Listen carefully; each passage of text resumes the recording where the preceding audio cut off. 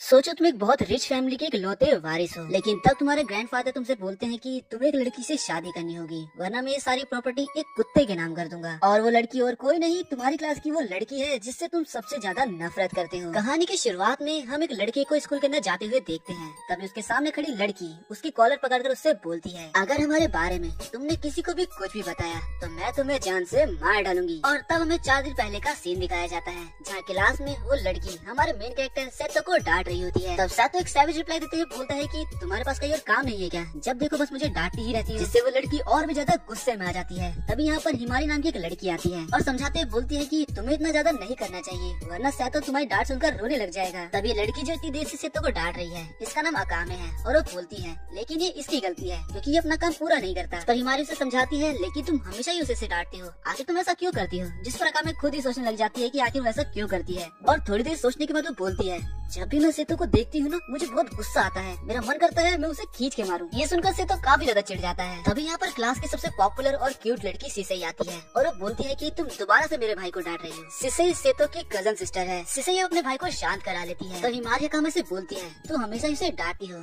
कहीं तुम उससे प्यार तो नहीं करती। सुनते ही अकामे काफी गुस्से में बोलती है, अगर सेतो इस वर्ल्ड का सबसे आखिरी लड़का भी होगा ना, तो भी मैं उससे प्यार न करूँ। तब सेतो ही बोलता है कि ये बात तुम पर भी लागू होती है, अगर तुम इस दुनिया की सबसे आखिरी लड़की भी हुई ना, मैं तब भी तुमसे प्यार न करूँ। लेकिन हमें पता है कि इनकी डेस्टिनी कुछ और ही है। अब जब सेतो अपने घर जा रहा होता है, तभी उसको उसके ग्रैंडपा का कॉल आता है और वो उससे बोलते हैं, क्या तुम मेरे साथ एक चाय पीना चाहोगे, जिसपे सेतो साफ साफ मना कर देता है। तब उसके ग्रैंडपा उसे बताते हैं कि तुम बहुत ज्यादा तेज हो और तुम्हें पता है कि तुम ही मेरी प्रॉपर्टी के इकलौते मालिक बनने वाले हो और इसीलिए तुम मुझे मना नहीं कर सकते। तभी यहाँ पर उसके ग्रैंडपा के कुछ बॉडीगार्ड आते हैं और सेतो को किडनैप कर ले जाते हैं। सेतो में बताता है कि उसके ग्रैंडपा काफी ज्यादा इंटेलिजेंट है, उन्होंने अकेले ही अपनी कंपनी को काफी ऊंचाइयों तक ले गए। अब जब सेतो एक जगह के बाहर बैठकर बुक पढ़ा होता है, तभी यहाँ पर अकामे भी आ जाती है और उसे देखकर काफी ज्यादा हैरान हो जाती है। सेतो बताता है कि उसको उसके ग्रैंडपा ने यहाँ चाय पीने के लिए बुलाया है। मतलब अकामे बोलती है कि मैं यहाँ अपनी दादी के साथ चाय पीना चाहती थी, लेकिन अब मैंने तुम्हारा चाय देख लिया ना, बस मेरा दिन खराब हो गया। और इस बात को लेकर वो दोनों दोबारा आपस में लड़ने लग जाते हैं। तभी यहाँ पर उन दोनों के ग्रैंडपा और ग्रैंडमा आ जाते हैं और हंसते हुए बोलते हैं कि चलो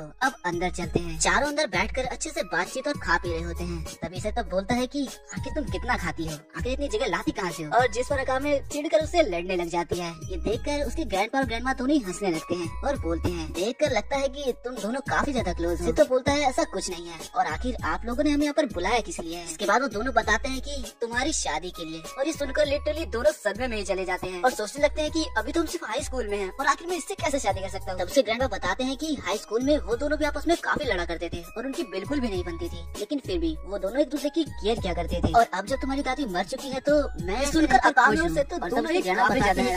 काफी ध्यान रखते हैं, तो मैं भी खुश हूँ। जिसके बाद ग्रैंडपा और ग्रैंडमा दोनों को फोर्स करने लगते हैं, लेकिन अकामे साफ साफ मना कर देती है और बोलती है, अभी मैं बस स्कूल के अंदर ही हूँ और अभी मेरी एज ही क्या है, और सबसे बड़ी बात मैं इससे शादी नहीं कर सकती। और पहली बार सेतो भी अकामे से एग्री कर जाता है। तब उसका ग्रैंडपा बोलता है कि मुझे पता ही था तुम दोनों ऐसे ही कुछ नौटंकी करोगे। तभी वहाँ पर वो एक कुत्ते को बुलाते हैं और सेतो से बोलते हैं, अगर तुम इस शादी के लिए नहीं मानोगे तो मैं अपनी सारी प्रॉपर्टी इस कुत्ते के नाम कर दूंगा। आप ये कैसे कर सकते हो ग्रैंडपा, मैं कुछ भी कर सकता हूँ क्योंकि मैं उस कंपनी का मालिक हूँ। तब अकामे की ग्रैंडमा उसे अपने पास बुलाकर उसके कान में कुछ बोलती है, जो सुनकर वो भी काफी ज्यादा घबरा जाती है और अब दोनों ही सदमे में चले जाते हैं। अब उन दोनों के ग्रैंडपा और ग्रैंडमा उन दोनों को 3 दिन का टाइम देते हैं, जिसके बाद उन्हें उनका जवाब देना होगा। जहाँ बाहर वो दोनों आपस में लड़ रहे होते हैं, तब सेतो उससे पूछता है कि आखिर तुम्हारी ग्रैंडमा ने तुमसे क्या कहा, जो अकामे उसे बताने से साफ साफ मना कर देती है। इसके बाद अकाने अपने घर में सेतो के बारे में सोच रही होती है कि वो हमेशा उससे सही से बात नहीं करता और ज्यादा इग्नोर ही करता है। तभी वो हिमारी को कॉल कर सब कुछ बता देती है अपनी सिचुएशन के बारे में, लेकिन शायद यहाँ पर वो सेतो का नाम नहीं बताती और बोलती है,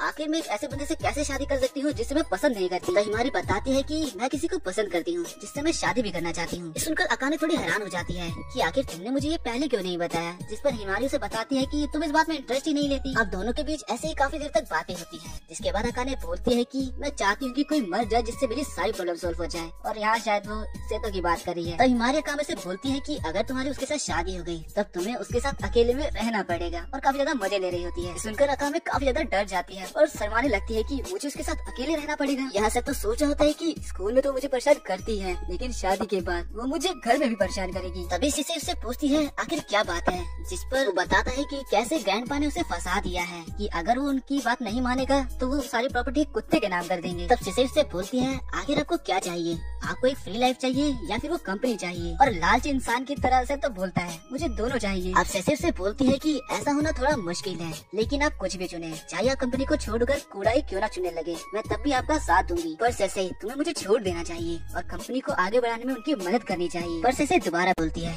आप चाहे जो भी चुने, मैं बस आपके साथ ही रहूंगी। इस सुनकर वो काफी ज्यादा खुश हो जाता है। भाई ये दोनों भाई बहन ही है ना। स्कूल में सेतो अकाने से बात करने की कोशिश करता है, लेकिन वो उसे फुल इग्नोर करती है। और अब ऐसे ही फाइनली 3 दिन बीत जाते हैं और ग्रैंडपा और ग्रैंडमा उनसे उनका आंसर मांगते हैं, जिस पर वो दोनों एक साथ बोलते हैं हम दोनों शादी के लिए तैयार हैं। इस सुनकर ग्रैंडपा और ग्रैंडी बहुत ज्यादा खुश होते हैं। तब सेतो खड़ा होकर बोलता है तो ठीक है, अब मैं घर जा रहा हूँ, हाई स्कूल कंप्लीट होते ही मैं शादी कर लूंगा। लेकिन इससे ग्रैंडपा बोलते हैं पागल हो क्या बेटा, तुम्हारी शादी अभी और इसी वक्त होगी। जिसके बाद वो उन दोनों को उनका नया घर दिखाने ले जाते हैं। दोनों ही काफी ज्यादा घबरा जाते हैं और बोलते हैं कम से कम हमारे घर तो जाने दो। और अकाने तो बहुत ज्यादा टूट जाती है और बोलती है कि मुझे अकेला मत छोड़ो ग्रैंडमा। लेकिन वो दोनों यहाँ से चले जाते हैं और उन दोनों को अंदर आना पड़ता है, जहाँ पर अकाने सेतो को गेट बंद करता देखकर डर जाती है। अब दोनों का यहाँ पर सामान आ जाता है और वो लोग पूरा घर घूमते हैं। दोनों को ये घर काफी ज्यादा पसंद आता है, लेकिन प्रॉब्लम ये थी कि यहाँ पर बस एक ही बेडरूम है और एक ही बेड है जिस पर उन दोनों को साथ में सोना होगा। तब सेतो अपने ग्रैंडपा को कॉल लगाता है, उससे ग्रैंडपा बोलते हैं अगर तुम दोनों में से किसी ने भी बेड को छोड़कर कहीं भी सोने की कोशिश करी तो बचोगे नहीं। जिसके बाद अकाने तो काफी ज्यादा डर जाती है और बोलती है क्या तुम मेरे साथ वो सब करने वाले हो। इसके बाद वो हथियार के तौर पर एक पेंसिल निकालती है और सेतो को डराते हुए बोलती है अगर तुमने मेरे पास आने की या मुझे छूने की कोशिश करी तो मैं तुम्हें मार डालूंगी। तब सेतो को भी समझ में आ जाता है कि आखिर वो क्या सोच रही है। अब अकाने अपना कुछ सामान लेकर रखने जा रही होती है, तभी उसका पैर स्लिप हो जाता है। तभी सेतो उसे सही टाइम पर पकड़ लेता है और बोलता है थोड़ा संभल कर काम करो, अगर तुम मर गई तो लोग मुझे हत्यारा समझेंगे। इसके बाद जब सेतो पिज्जा खा रहा होता है तो अकाने पिज्जा के लिए रोने ही लग जाती है, जिस पर सेतो उसे पिज्जा की एक स्लाइस दे देता है, जिस पर उसे बिना थैंक यू बोले ही वहाँ से चली जाती है। और अब फाइनली सोने का समय आता है।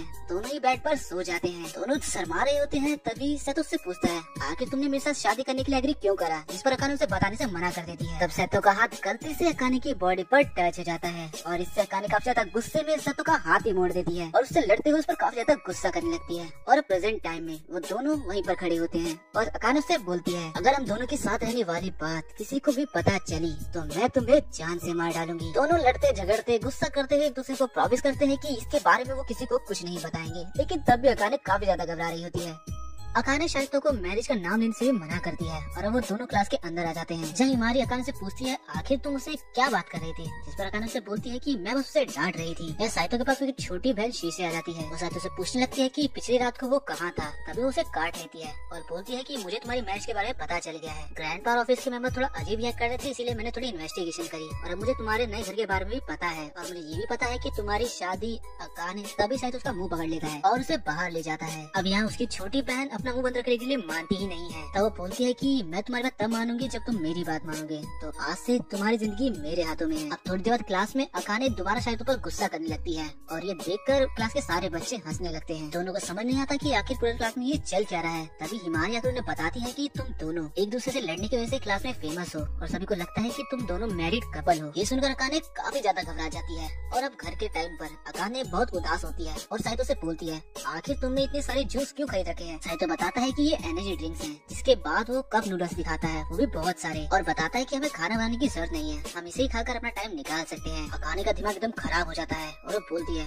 आखिर तुम अपने प्रोटीन को पूरा कैसे करते हो। जिस पर साइतो लिटरली उसके सामने उसे प्रोटीन का डब्बा दिखा देता है। जिसके बाद उस एनर्जी ड्रिंक को प्रोटीन के साथ मिक्स कर देता है और अकाने को जबरदस्ती पिलाने के लिए देता है, लेकिन अकाने पीती नहीं है। अब अकाने बोलती है कि तुम शांति से बैठ जाओ, मैं खाना बनाने जा रही हूँ। उसके बाद अकाने खाना बनाते हुए यही सोची होती है कि मेरा खाने के बाद ये मेरा कायल हो जाएगा। वहीं अकाने को ऐसा देखकर साइतो की हालत ही खराब हो जाती है क्योंकि उसे लगने लगता है कि वो खाने में जहर मिलाने वाली है। अब जब खाना बन जाता है तब साइतो काफी डरते डरते खा ही लेता है और उसे खाना बिल्कुल नॉर्मल लगता है। तो अपनी मेमोरी को याद करता है जहाँ उसके पेरेंट्स उसे छोड़कर चले गए थे, तब उसके ग्रैंडपा ने उसे पाला है। अब साइतो बोलता है कि ये खाना कितना नॉर्मल है, जो कि मेरे लिए काफी बड़ी बात है। लेकिन ये सुनकर अकाने का दिमाग खराब हो जाता है और वो खाना छीन लेती है। लेकिन साइतो कहाँ मानने वाला था, वो खाना छीन कर जल्दी खा लेता है। अकाने उसे मारने लगती है, लेकिन साइतो अपने अलग ही वर्ल्ड में था जहाँ उसे खाना बहुत ज्यादा नॉर्मल लगा। अब अगली सुबह अकाने साइतो को उठाने लगती है, लेकिन साइतो को लगता है कि वो उसकी छोटी बहन है, इसीलिए वो अकाने को खींचकर अपने साथ ही सुला लेता है। इससे अकाने काफी डर जाती है और उसे मारती है। उठने के बाद अकाने उस पर गुस्सा करने लगती है कि आखिर उसने रात के बर्तन क्यों नहीं धोए। जिस पर साइतो बोलता है कि अभी जो बर्तन है हम उसका इस्तेमाल कर लेते हैं, जब बर्तन बल्क हो जाएंगे तब मैं एक साथ सबको धो दूंगा। सुनकर अकाने के होश उड़ जाते हैं और अब थोड़ी देर बाद अकाने दोबारा उसे कंप्लेन कर रही होती है कि कैसे उसने टॉयलेट पेपर भी खत्म कर दिए और कचरा इधर उधर फेंक दिया। जिस पर साइतो बोलता है कि हम मंथ में इसे ला सकते हैं, आखिर इसमें इतनी बड़ी क्या बात क्या है जो तुम चिल्ला चिल्ला रही हो। अकाने रोने लग जाती है और कंप्लेन करती है कि कैसे उन्हें अनहाइजीनिक तरीके से नहीं रहना चाहिए। साइतो बोलता है कि वो दोनों ही एक दूसरे से काफी अपोजिट है। और में रात का सीन दिखाया जाता है जहाँ साइतो एक ज़ॉम्बी वाला गेम खेल रहा था, लेकिन तभी अकाने आकर गेम को बंद करने के लिए बोलती है क्योंकि वो ज़ॉम्बी से डरती है और वैसे भी वो अभी वो पढ़ रही है। लेकिन साइतो गेम को बंद करने के लिए साफ साफ मना कर देता है और बोलता है कि बस थोड़ा सा ही रह चुका है कंप्लीट होने में। तब अकाने उसका गेम पैड उससे छीनने लगती है और साइतो भी अपना गेम पैड वापस लेने लगता है। इधर झपकी में अकाने एकदम से गेम छोड़ देती है और तब गेम का प्लग हट जाता है। इस कारण गेम की फाइल सेव नहीं हो पाती और साइतो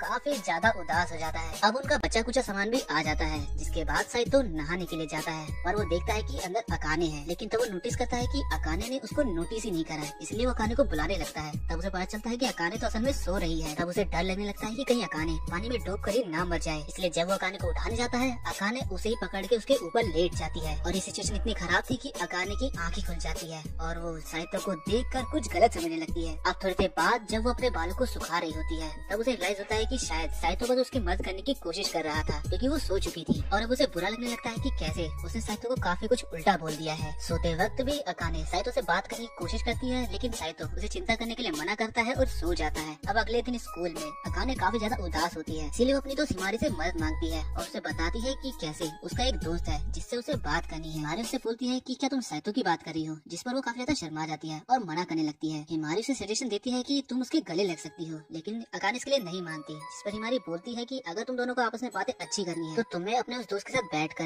आराम से बातचीत करनी चाहिए और बातों को सुलटाना चाहिए। यहाँ साइतो भी अपनी प्रॉब्लम के बारे में अपनी छोटी बहन को बता रहा होता है और बताता है कि वो उसे डिवोर्स भी नहीं दे सकता है क्योंकि इस तरह से उसकी कंपनी उसके हाथों से चली जाएगी। तब उसकी बहन भी उसे वही सलाह देती है कि तुम्हें उस पर्सन के साथ आराम से बैठकर बात करनी चाहिए और सबसे पहले तुम्हें सामने वाले की फीलिंग्स के बारे में समझना होगा, क्योंकि अगर तुम ये नहीं समझ सकते तो तुम सीईओ बनने लायक हो ही नहीं। इस बात से साइतो एग्री कर जाता है। तभी शिन्सी उसकी गोद में बैठ जाती है और बोलती है कि ये मेरा रिवॉर्ड है। और साइतो जैसे ही घर आता है तो वो देखता है कि अकाने काफी ज्यादा गुस्से में है। वो सटकने की कोशिश करता है, लेकिन अकाने उससे बोलती है कि उन दोनों को आपस में बात करनी होगी। और अब वो दोनों बैठकर बातें करते हैं, जहाँ पर अकाने बताती है कि कैसे वो उसके साथ रहना भी नहीं चाहती, वो उससे नफरत करती है, लेकिन वो ये भी नहीं चाहती कि इतनी जल्दी उनकी मैरिज टूट जाए। साइतो भी इस बात पर पूरा एग्री करता है कि वो भी उससे नफरत करता है, लेकिन वो भी इस मैरिज को इतनी जल्दी तोड़ना नहीं चाहता। अब वो फैसला करते हैं कि उन्हें कुछ रूल्स बनाने होंगे अपनी मैरिज को कंटिन्यू करने के लिए। जहाँ अकाने पहला रूल बताती है कि उन लोगों को काम को आपस में बांटना होगा, क्योंकि पहले दिन से सिर्फ अकाने ही घर में काम करे जा रही है। इस पर साइतो पहले तो नहीं मानता, लेकिन लास्ट में वो इस बात से एग्री कर जाता है। अब अकाने साइतो को ओपिनियन मांगती है, जिस पर साइतो काफी हैरान होता है, लेकिन फिर वो अपॉर्चुनिटी को मिस ना करते हुए बोलता है कि हमें सोते वक्त बेड में तुम्हें धैर्य रखना होगा। सोते वक्त एक आधा हाथ तो टच हो ही जाता है, लेकिन तुम बहुत गलत समझ लेती हो। पहले तो अकाने डर जाती है,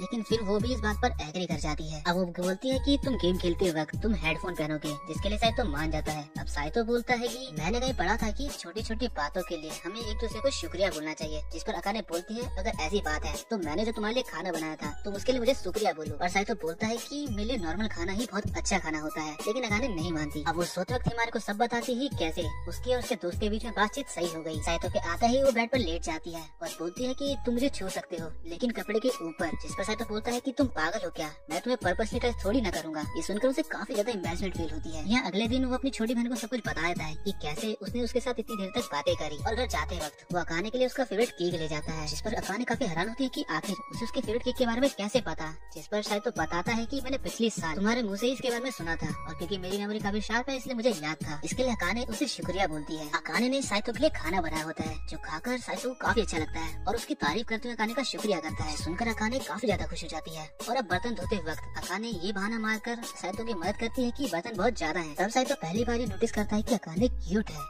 अब अगले दिन अकाने काफी शर्माते हुए और हेजिटेट करते हुए साइतो को बताती है कि उसने एक मूवी खरीदी है, तो क्या वो उसके साथ देखना चाहेगा, जिस पर साइतो मान जाता है, लेकिन इसके लिए वो पछताता है क्योंकि वो सिर्फ कैट्स की वीडियो होती है। अकाने काफी ज्यादा खुश होती है, लेकिन साइतो सो ही जाता है। और अब अकाने उससे बोलती है, मैं बहुत खुश हूँ कि तुमने मेरे साथ मेरी फेवरेट चीज देखी, तो मैं भी तुम्हारे साथ तुम्हारी फेवरेट चीज करूंगी, यानी तुम्हारी गेम्स खेल लूंगी। साइतो उसे वार्न करता है कि शायद तुम इसकी लत लग जाएगी, लेकिन उसे चिंता करने से मना करती है। और अब 30 मिनट बाद अकाने साइतो काफी गंदी तरह से हरा रही होती है, लेकिन ओवरऑल साइतो काफी ज्यादा खुश होता है क्योंकि आज उन दोनों ने काफी अच्छा टाइम स्पेंड किया। रात को सोते वक्त अकाने उसको पूरे दिन के लिए शुक्रिया बोलती है। साइतो बोलता है कि अगली बार हम इसका उल्टा कर सकते हैं। तब अकाने उससे बोलती है कि हम दोनों को हमारे पहले नाम से बुलाना चाहिए, क्योंकि अभी हम दोनों पति पत्नी हैं। और अब जैसे ही वे उसका नाम लेते हैं काफी ज्यादा शर्माने लग जाते हैं। अब अगले दिन स्कूल में हिमारी अकाने से बोलती है, क्या तुम्हारे बीच में दोबारा आर्ग्यूमेंट हुई है, जिस पर अकाने बोलती है तो रोज का ही है। हिमारी बोलती है कि तुम दोनों इतनी देर में तो लड़ने लगते हो, लेकिन आज ऐसा कुछ नहीं है, क्या तुम दोनों के बीच में दोस्ती हो गई है। और ये सुनने के बाद अकाने काफी ज्यादा घबरा जाती है और साइतो को उसके उसके नाम से बुलाने लगती है, जिससे हिमारी को उस पर और भी शक होता है और तब अकाने यहाँ से भाग जाती है। और यहाँ साइतो अभी भी सो ही रहा है। अगले सीन में साइतो लाइब्रेरी में बुक ले रहा होता है, तब उसकी छोटी बहन उसके पास आकर मस्ती करने लगती है। वो उससे मना करता है ये सब करने के लिए, और तब उसकी बहन उससे पूछती है कि आखिर तुम कम्युनिकेशन स्किल के ऊपर बुक क्यों पढ़ रहे हो,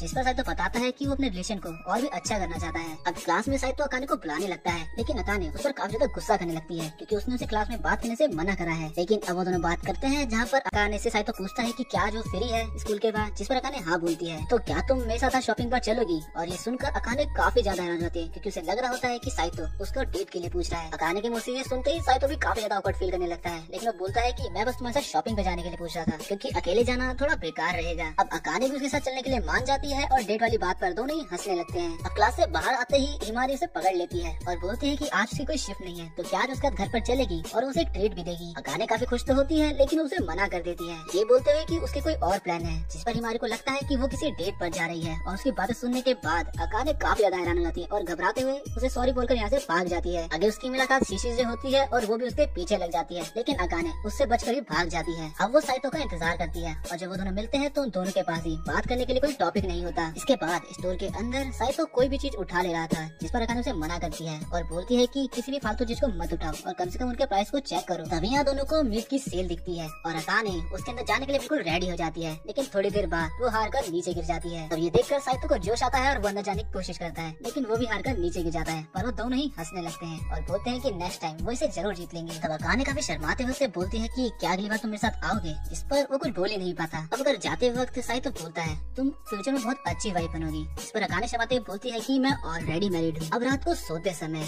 अकाने एकदम से आँख खोलती है और देखते है कि साइतो उसे टच करने वाला है। तभी उसे मोलेस्टर बोलने लगती है। साइतो बेचारा उसे काफी एक्सप्लेन करने की कोशिश करता है, लेकिन उसकी सुनती नहीं है। जिसके बाद साइतो उससे माफी मांगते उसे बोलता है, सोते वक्त मैंने पाया कि तुम मुझे काफी ज्यादा क्यूट लग रही थी और इसीलिए मैं तुम्हारे गालों को टच करने वाला था। सुनकर अकाने काफी ज्यादा हैरान हो जाती है और आखिर में उसे इसकी परमिशन दे देती है और हमारा साइतो भी मौके पर चौका मारकर उसे टच करता है। अगली सुबह दोनों ही काफी ज्यादा ऑकवर्ड थे, एक दूसरे से बात नहीं कर पा रहे थे। अकाने खाना जला देती है और साइतो तो अपने कपड़े भी नहीं पहन पाता, लेकिन स्कूल जाते वक्त उन लोगों को पास में एक ब्रेड शॉप मिलती है, जिसपे से वो लोग ब्रेड खरीद कर हाफ हाफ खाने लगते हैं क्योंकि वो अकाने का फेवरेट होता है। तभी यहाँ हिमारी उन दोनों को देख लेती है और फिर उन दोनों से काफी सवाल करने लगती है, जिस पर अकाने बताती है कि ऐसा कुछ भी नहीं है, ये मुझे स्टॉक कर रहा था बस। और हिमारी बोलती है कि तुम दोनों काफी मजे कर रहे हो और एक साथ ब्रेड शेयर कर रहे हो। तो अकाने बोलती है कि उसने कुछ ज्यादा खा लिया था और इसीलिए आधा उसने इस कुत्ते को दे दिया। जिसके बाद साइतो और वो दोनों काफी गुस्से में एक दूसरे से लड़ने लगते हैं। घर पर साइतो देखता है कि अकाने लेट नाइट तक पढ़ रही है। अकाने बताती है कि एग्जाम आने वाले हैं, लेकिन तुम तो पढ़ते नहीं हो, मुझे तो पढ़ना है। साइतो बताता है कि उसके परफेक्ट मार्क्स आते हैं क्योंकि उसे हमेशा चीजें याद रहती हैं। अब थोड़ी देर बाद साइतो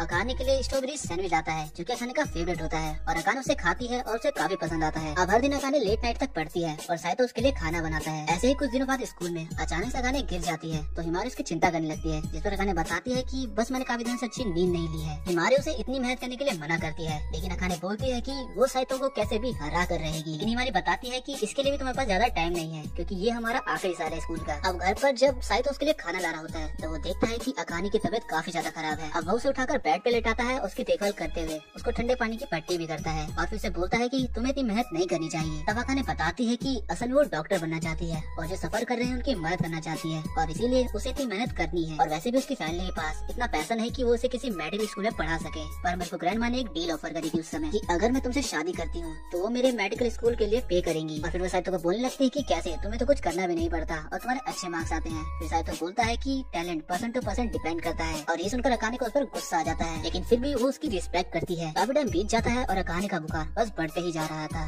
तब वो सोचता है कि उसे एम्बुलेंस बुलाना चाहिए, लेकिन अकाने बोलती है कि इस वजह से कोई जरूरतमंद रह जाएगा और अगर ऐसा हुआ तो मैं खुद को कभी माफ नहीं कर पाऊंगी। साइतो टैक्सी चेक करता है, लेकिन वो भी फुल होती है और कोई अवेलेबल नहीं होता। तो अकाने बोलती है कि मेरी चिंता मत करो और शांति से सो जाओ। लेकिन तभी साइतो उसे अपनी गोद में उठा लेता है और बोलता है कि मैं नहीं चाहता कि मेरी वाइफ किसी पेड़ में रहे और उसे लेकर भागता हुआ हॉस्पिटल जाने लगता है और रास्ते में सोचता है कि कैसे एक दिन उसे उसकी वाइफ के साथ हैप्पी एंडिंग जरूर मिलेगी। अब कुछ दिनों बाद अकाने उसे धमकी देते हुए उठाती है और उसे उठना भी पड़ता है, लेकिन उससे काफी ज्यादा नाराज होता है और हमें बताता है कि एक हफ्ते में ही उसकी वाइफ पूरी तरह से ठीक हो चुकी है और अब वो दोनों पहले से भी काफी ज्यादा क्लोज आ चुके हैं। साइतो उसको चिढ़ाता है कि कैसे उसने कहा था कि उसकी रिस्पेक्ट करती है और उसके पीछे पड़ जाती है। अब स्कूल में हिमारी साइतो से बात कर रही होती है और कहीं न कहीं उसे हिंट देती है कि वो उसे पसंद करती है, लेकिन अकाने उसकी जिंदगी में है और इसलिए वो इन चीजों को नहीं समझता। तो हिमारी बताती है कि कैसे साइतो हर चीज में अच्छा है, लेकिन इन चीजों में बिल्कुल अच्छा नहीं है। हिमारी के जाते ही अकाने यहाँ काफी गुस्से में आ आती है और साइतो से बोलती है कि तुम और लड़कियों के काफी करीब नहीं जा सकते क्योंकि ऑलरेडी तुम्हारे पास तुम्हारी वाइफ है, और ऐसा बोलकर चली जाती है। और साइतो बोलता है कि दिन ब दिन ये मुझे और भी क्यूट लगने लगी है।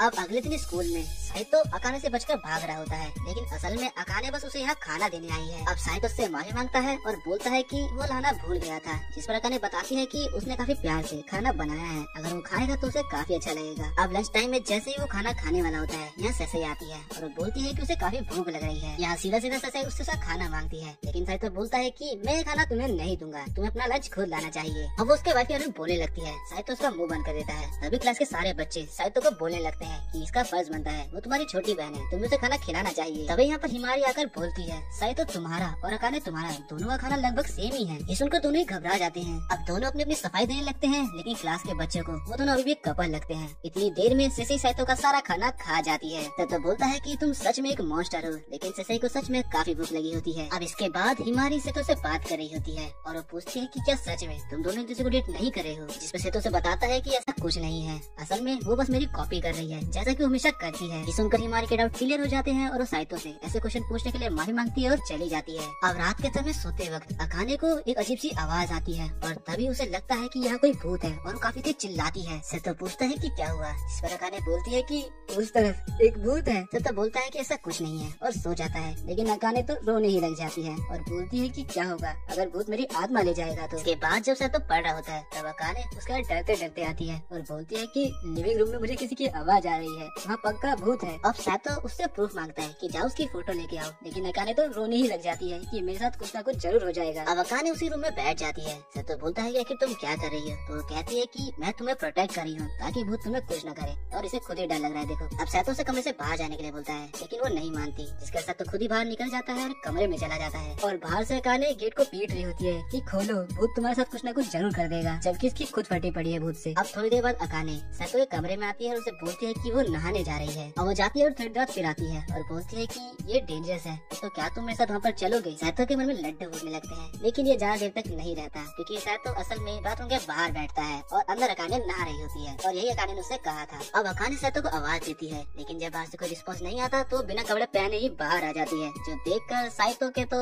होश ही उड़ जाते हैं और बोलता है कि कम से कम टॉवल पहनकर तो बाहर निकलो। अब स्कूल में सतीश शिशु को सब कुछ बताता है कि कैसे उसने उसे परेशान कर रखा हुआ है। अब शिशु खड़ी होकर एक जगह पर चढ़कर उसको ज्ञान पेलने लगती है कि कैसे अगर तुम्हें कुछ भी हो तो तुम मेरे पास आ सकते हो, मैं तुम्हारे लिए हमेशा यहाँ खड़ी रहूंगी। तब सेतो से बच्चों की तरह उतार देता है और बोलता है कि तुम वहाँ से गिर जाओगी। और अब सेसे के पूछने पर साइतो बताता है कि कैसे अकाने को अब कुछ ज्यादा ही गोश्त दिखने लगे हैं और अब वो नहाने भी नहीं जाती है इसी कारण। इस पर सेसे बोलती है कि ठीक है मैं देखती हूँ, और अब वो क्लास में आकर अकाने से सीधा सीधा बोल देती है कि तुमने ही मेरे भाई से शादी करी है ना। अकाने साइतो को देखने लगती है और साइतो बोलता है कि मैंने कुछ नहीं बताया है। सेसे क्लास में ये सब चिल्लाकर बोल रही थी, जिस पर अकाने और साइतो उसका मुंह बंद करते हैं और उसे किसी खाली कमरे में ले जाते हैं। यहाँ से बोलती है कि मुझे पता है तुम दोनों एक ही छत के नीचे रहते हो, और इससे अकाने साइतो पर काफी ज्यादा गुस्सा कर रही होती है। साइतो बोलता है कि शिशु से बताओ कि मैंने तुम्हें कुछ नहीं बताया है। अब शिशु उसे बताती है कि सब कुछ उसने खुद ही पता करा है, उसके भाई ने उसे कुछ नहीं बताया है, और खुद की काफी बड़ाई मानने लगती है कि मेरी इन दोनों आंखों से सच छुप नहीं सकता। अब शिशु से बोलती है कि अकाने मुझे पता है कि तुम्हारे घर में सच का एक भूत है, जिस पर अकाने फिर से साइतो पर गुस्सा करने लगती है कि आखिर तुमने अब ये क्यों बताया इसे। अब शिशु बताती है कि मुझे पता है तुम्हारे घर में सच का भूत है, और मुझे पता है कि वो तुम्हारे इस बार के मार्क्स भी कम करा देगा, देख लेना। मार्क्स का नाम सुनकर अकाने काफी ज्यादा डर जाती है। शिशु बोलती है कि सब कुछ ठीक करने के लिए उसे एक बार घर आना होगा, और अब घर पर वो बोलती है कि तुम्हारे घर में काफी सारे भूत इकट्ठा हो रहे हैं और ये घर जल्द ही नर्क में जाने वाला है। साइतो की इसकी बकवास पर काफी ज्यादा गुस्सा आ रहा होता है, लेकिन अकाने सच में डरने ही लग जाती है। अब वो सबसे पहले साइतो की स्टडी रूम में जाने वाले होते हैं, लेकिन साइतो इसके लिए मना करता है, जिस पर अकाने उससे गुस्सा करने लगती है और अब वो दोनों आपस में लड़ने लगते हैं। इस लड़ाई में जीत सेसे की होती है क्योंकि उसे कमरे में आ जाती है, और यहाँ वो साइतो के कच्चे ढूंढ लेती है, लेकिन अकाने अपनी आंखें बंद कर लेती है। यहाँ साइतो बेचारा दो नारियों के सामने अपने कच्चों के लिए लड़ रहा होता है। इसके बाद सेसे अकाने की स्टडी रूम में जाने की बात करती है, जिस पर अकाने मना करती है, पर सेसे को कौन रोक सकता है। अब यहाँ अकाने बताती है कि जब वो सो रही थी तब उसने किसी बच्चे के भूत को देखा था, जिस पर सेसे थोड़ी देर सोचती है और फिर बोलती है कि मुझे पता चल चुका है कि गोश्त कौन है। लोग काफी हैरानी से सेसे की तरफ देखने लगते हैं। तब सेसे बताती है कि वो गोश्त और कोई नहीं बल्कि मैं हूँ। ये सुनकर दोनों हैरान। सेसे बताती है कि कुछ दिनों पहले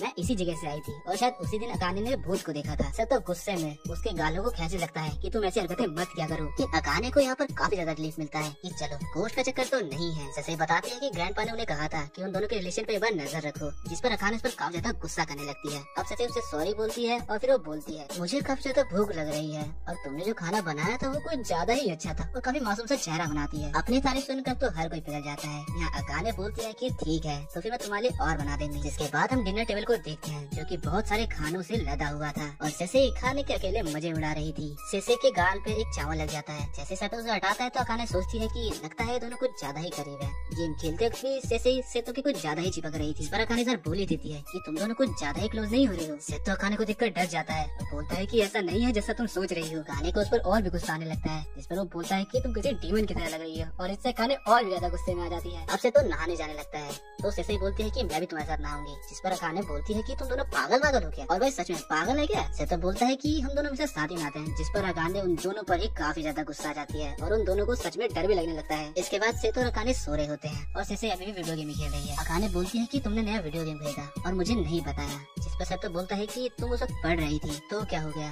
तुमने वो गेम पहले सेसे के साथ खेला और मुझे भी तुम्हारे साथ खेलना था लेकिन तुमने नहीं खेला। ऐसे ही अकाने से अजीब अजीब क्वेश्चन पूछती है जिस वजह से उनके बीच में छोटी मोटी बहस होने लगती है और जल्द ही ये एक वॉर बन जाती है। इतनी बड़ी बहस करने के बाद अकाने बोलती है कि मुझे काफी ज्यादा हल्का महसूस हो रहा है और अब मुझे तुमसे एक आखिरी क्वेश्चन और पूछना है। मैं मानती हूँ कि सेसे काफी ज्यादा क्यूट है लेकिन तुम उसके कुछ ज्यादा ही लाड प्यार नहीं करते हो। उसमें से तो बताता ही कैसे जैसे बहुत ज्यादा बेकार है और उस पर नजर नहीं रखा जाए तो काफी ज्यादा उल्टी सीधी हरकतें करने लगती है। तब अकाने बोलती है कि आखिर मैं तुमसे इस चीज की कंप्लेंट क्यों कर रही हूँ। तभी उसकी बॉडी को टच करने लगता है और वो सेतो पे गुस्सा करने लगती है। सेतो की बॉडी को कोई टच करने लगता है और वो अकाने पे गुस्सा करने लगता है। लेकिन तब उन्हें पता चलता है कि ये तो असल में सेसे ही कर रही है। अब सेसे बताती ही काफी दिनों बाद वो अपने भाई के साथ सोएगी। सेतो बोलता है कि ऐसा कुछ नहीं है, जब तुम चाहती थी तभी हम साथ सोते थे। तब सेसे अकाने से बोलती है अगर तुम मेरे भाई के साथ अकेला सोना चाहती हो तो ऐसा तुम कर सकती हो। जिस पर अकाने काफी ज्यादा शर्माने और हड़बड़ाने लग जाती है। अब तीनों सो जाते हैं लेकिन सेसे अकाने को बताती है कि उसे अपने भाई की बहुत ज्यादा चिंता थी। अकाने शांति से खुनती है और अगली सुबह सेसे सातों के करीब होकर सो रही होती है और ये देखकर अकाने काफी ज्यादा गुस्सा करते हुए चिल्लाने लग जाती है।